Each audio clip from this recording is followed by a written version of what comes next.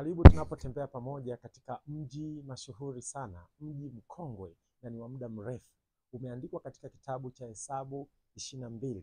Kwa mara ya kwanza, Hesabu 22 mstari wa kwanza ndipo mji huu unatajwa, mji ambao ulikuwa mashuhuri sana. Ngoja leo nikutajie umashuhuri wake katika Agano Jipya, ambapo mafungu 6 tu ambayo yametaja mji wa Yeriko. Mji huu unavyouona hapa nyuma yangu ni kwamba mji huu Yesu aliutumia kumponya kipofu ambaye alikuwa aoni akaweza kuona.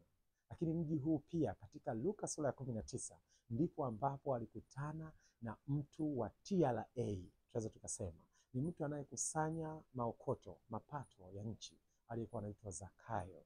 Yeye huyu alipita, na alipokuwa kwa ufupi wake alikuwa hawezi kuona vizuri, na aliacha siku hiyo kazi yake, alitoka ofisini, aliomba ruhusa kwamba hata kuwepo, lengo lake akutane na Yesu.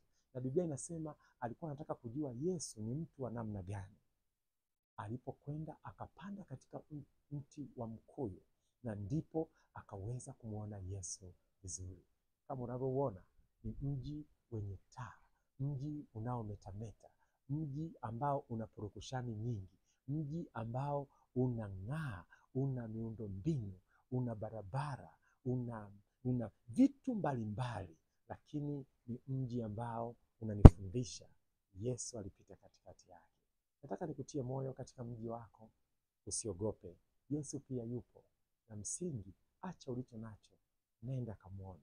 Mungu akubariki anapokufungua macho kama Batimayo, anapoweza kupita na anataka kualike ili kwenda nyumbani kwako kama Zakayo.